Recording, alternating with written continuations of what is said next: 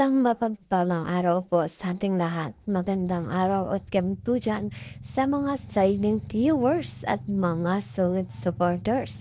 Nagka-love shoutout po at kamusta po kayo? So narito mga kalingap ang ating muling pag-uusapan na kung saan grabe na po ang lakas ng impact ng Egypt na kung saan ay marami nga po dito ang kinilig mga kalingap, mga bashers ni Edo nagulat at wala nang imit. So, yan nga po ang ating pag-uusapan maya-maya na lamang. Pero bago po yan, ay nadi kong paalala sa inyo, bago po tayo magbigay ng ating mga comment at opinion, itapusin po muna natin ang kabuuan ng video nang sa ganon ay akma po ang ating i-comment. So sa ating pag-uusapan ngayon na kung saan ay tayo nga po ang isa sa kinilig dito sa Latina Egypt na kung saan talaga namang nakakatuwa mga karingap. Dahil nga po itong si Edu at si Bridget ay talagang nagkapalagayan na agad ng loob. Magaan nga po ang pakiramdam nila sa isa't isa at hindi nga po natin nakikita na silang dalawa ay naiilang. So grabe nga po, ito na nga ba ang sinasabi nga match talaga ang dalawang ito mga kalingaps. Hindi nga po nagkamali no na ipag-love din itong si Ed at si Bridget mga kalingap. Dahil nga po dito pala sa kanilang pagdi-dinner ay napag-usapan dito mga kalingap siguro ay isang kasunduan na rin dito sa kanilang mabubuong love team. Pero mga kalingap sa ating mapapanood na kung saan si Bridget ay talagang kalmado mga kalingap, kampante nga po na kasama itong si Edu. At talagang magaan ang loob ni Bridget na makipag-usap at magbukas ng kanya saloobin dito kay Edu mga kalingap. So heto na nga ba ang sinasabi na perfect match na i-love team itong si Ed at si Bridget.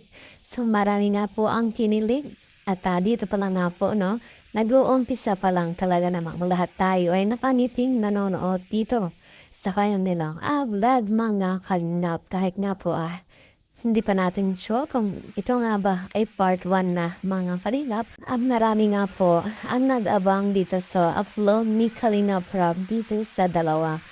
Patuwa mga kalingap dahil itong si Edu ay talagang nagkasalamat dito kay Bridget. Salamat no?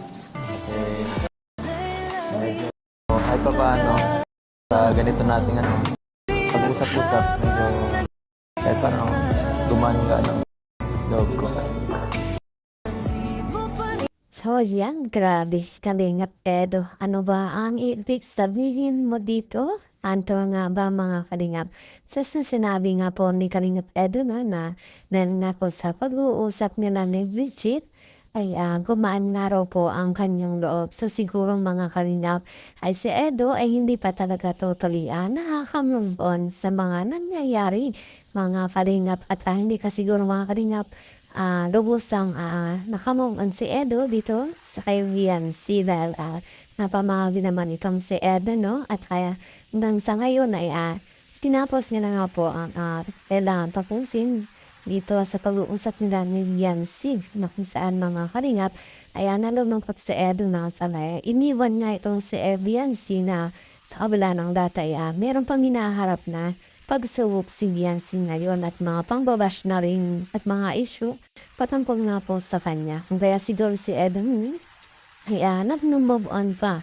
At dahil nga po sa pagmamagitan ng pag-uusap nila ni Bridget sa pamamagitan ng pagbuo ng love team ni Edu at Bridget ay unti-unti na mga kalingap nakaka-move on itong si Edu.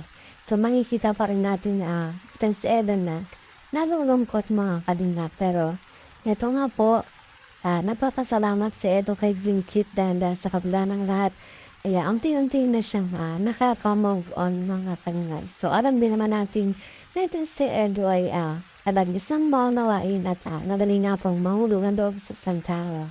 So yun nga pong mga kalingap na atin nga pong balikan itong mga love team na Egypt na kung saan grabe nga po itong si Bridget niya ng kalingap. Iba nga po ang impact niya lalo na pagdating kay Edu na talagang napakapangati itong si Edu at hindi nga po wala-wala ang tiis sa kanyang labing talaga ng kinikilig mga kalingaptan si Edo at namahanga dito kay Bridget dahil na po napakagaling makipag-usap nito ni Bridget hindi nga po tulad sa una niyang kalab team o sex. Ex-love team mga kalingap. At grabe nga po no talaga namang ganito na lang talaga sila nagkapalagayan ng loob talaga.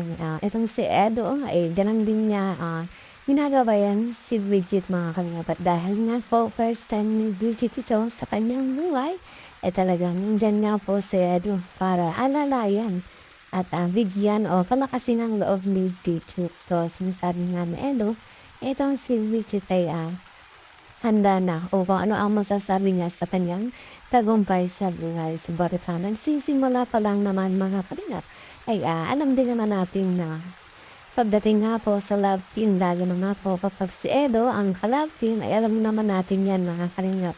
Matik na nga po malakas si Edo sa lahat. Kaya kinadadala niya o naangat niya ang kanyang ka-love team.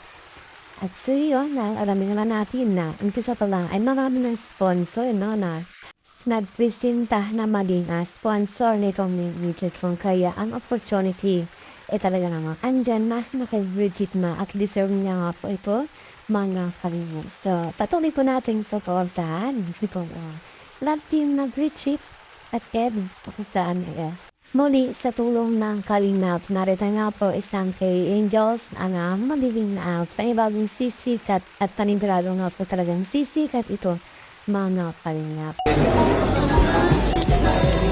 Pag sumigat ka, huwag mo kakalimutan ha. Yung may ano nga mo yun pa lang. Ano kaya ay? Hindi yan. Baka sunod pag sumigat ka ng pag-ano ka na, pag tumagal, gusto mo na lagi. Kaya mayayain pa yun ako pag maraming tao. Pag nasa kalat, okay lang. Pero pag ganito, malapit. Sabagay, mga vlog sa'yo, simple-simple lang. Nakakawa na ako malapit. Nakikita ko ng tagumpay. Nakikita mo na ba ang tagumpay, Bridget? Ano po? Tagumpay. Hindi ko nga narinig ko kung ng boses mo. Sorry, sorry naman. Sabi ko, nag-imagine mo ba ang sarili mo sa tagumpay? Hindi. Hindi ko lang. Iba-iba kasi nagkatari ng ano yun. Hindi ko kasi tagumpay na para sana ika.